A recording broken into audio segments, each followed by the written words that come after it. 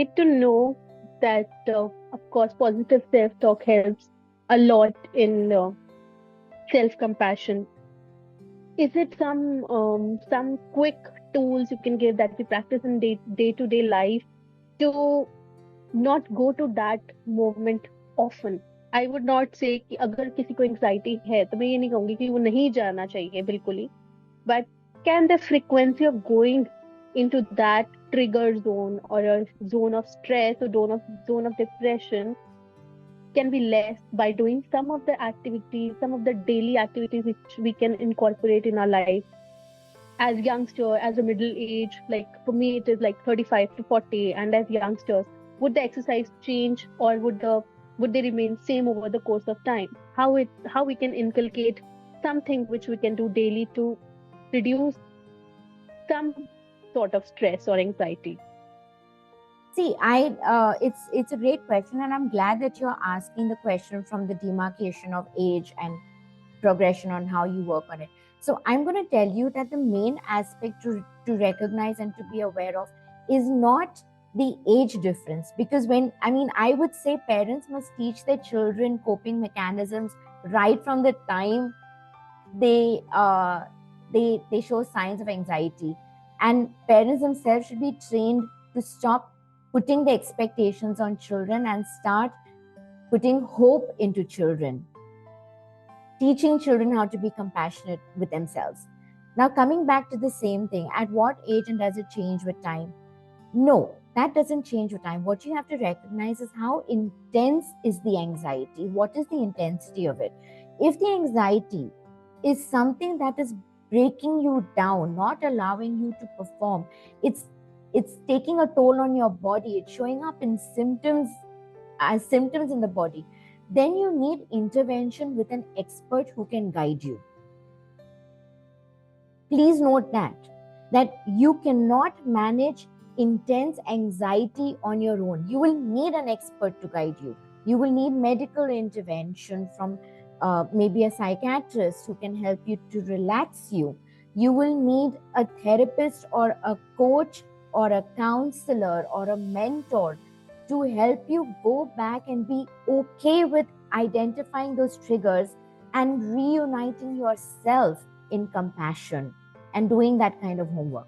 However, if it is not as intense, it is still in the manageable zone, it's not hitting into your vitals, your body vitals, not affecting you medically, physically, then start journaling. And 3 aspects.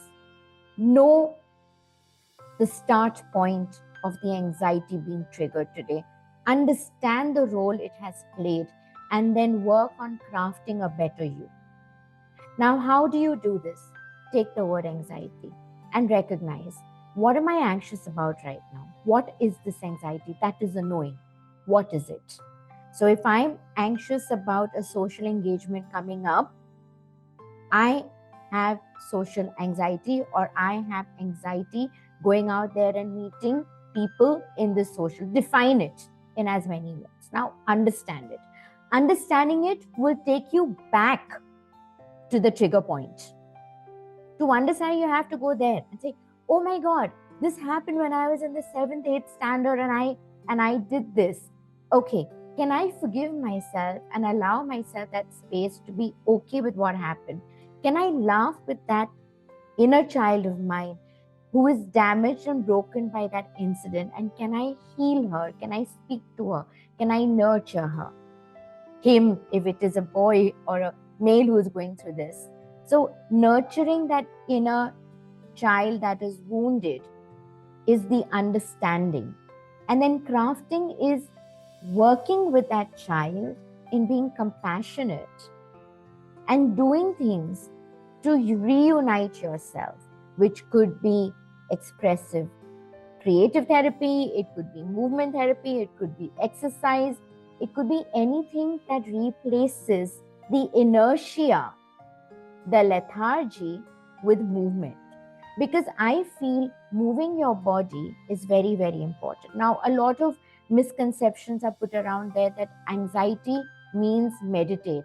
In fact, meditation mein aap kya kar rahe ho? You're letting your mind go, which means that you're welcoming more thoughts And anxiety is very, very vicious. Plays a lot of games. The minute anxiety finds that you're letting the mind go, वो भर भर के buckets के साथ will put in more thoughts and stabilize you in that position and not let you move. So what really helps to uplift you from that anxious zone is movement. Movement of the mind through journaling, through scribbling, through art, through craft. Movement of the body through exercise, dance, gymming, whatever it may be. Move your body and shake out the energy. This is how. Now, whether you are in your teen years, you are in your 20s, 30s, you're a midlifer like me, you're in your silver ages, the senior ages, this is what you need to do. Know, understand, and craft a better you. I repeat again, if it's beyond your control, then please seek expert intervention to stabilize yourself. Right. So, just want to understand that how so when we talk, first thing comes up when we have seen in Bollywood also a lot of stars that I had an anxiety. I talked to my friends, I talked to my family, but no one had. But is it like how can we make how can through this podcast we can make even family members aware that how they should help their kid or their family member uh, in that moment when the person is going through that anxious moment, what they should do? And through your experience, I just want to understand what they should do. And in the last, you can talk about what are the common mistakes you have seen that we should, through this podcast, we should tell to the family members that please stop doing this. Super question, and I'm going to combine it into a single answer. The biggest mistake we made is that we want to give advice and suggestions because we believe that we know better than the person who is coming and reaching out with so much of anxiety. You are not one who needs to give advice. Because that person is anxious, just be an active listener. Let that person pour it out. Because it's energy. Usko sirf suno. It can be very boring to listen to somebody with anxiety. But listen. Let them go where they want to go with their narrative on anxiety. But आप चुप रहो. क्योंकि आप बोलेंगे और वो चुप रहेंगे, they are not going to overcome. It's only going to increase.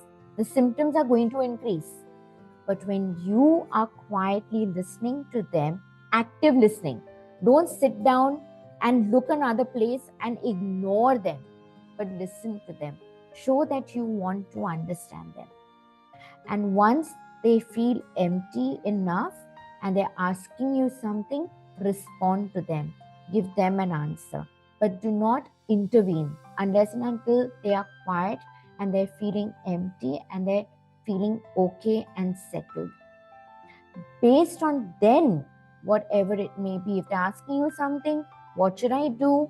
Then tell them, maybe I'm not equipped as a therapist, but I suggest that let's go and seek help from someone else. I will come along. If they feel that they're not ready for therapy, then just ask them, tell me one thing, you've spoken to me, are you feeling better now? In this moment, do you feel that there are certain tools that you can implement to help you feel better? What would you like to do? These are little ways in which we can be therapists for our family. Because we pay fees to a coach, to a therapist, to a counselor to listen to us, right? So the best gift that you can give your family member or your friend is a listening ear, not an advisory ear. I also believe each one of us are going through our own stress, our own tensions, our own everything, that we cannot be the best therapist for our family members. So in the first stage, at least listen to them and then channel them to the expert by letting them know that it is not a bad thing to be anxious. It is not minimizing their personality. It is not that they are inferior and therefore they are anxious. Some of the greatest people who have achieved the greatest of things have lived with a lot of anxiety, but they have overcome it. So make them feel that it is normal to feel, it's not abnormal. And it is normal to seek help for it. It is not abnormal. When they go into inferiority because of their anxiety, that is when they're not ready to resolve it. When they think that they are bad and there's something wrong and they're incapable, and you have advice for them, I told you so, I felt this way, I'm telling you do this. You're not helping them. Be compassionate. And compassion is listening. It is understanding. It is knowing. This is what family members need to do to help those who are struggling with anxiety. I think you have answered it beautifully. And it is, in our culture, it is very difficult to not give advice. That is what I have observed around me. Because as soon as even a small kid comes, or we see him say, "Oh, you have not isko sikhao, namaste karna sikhao." Then people start giving advice to a little kid also. So in our society, if through this podcast we can tell that, give a listening ear to somebody, that will really help everybody around us.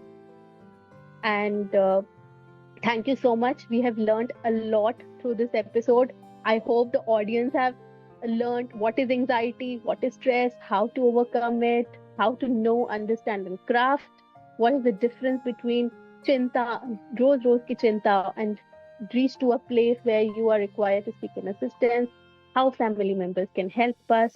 Everything around anxiety we have decoded in this episode. And thank you so much. Thank you so much for understanding the questions and answering them for all of us. And yes, I would like to sum it up with a quote which says that anxiety is something that is definitely a part of me, but it's not who I am. Beautiful. Thank you so much. Thank you, Gunjan. Thank you. Thank you. And we will come up with another episode of Decoding Emotions with something new and exciting next time, soon.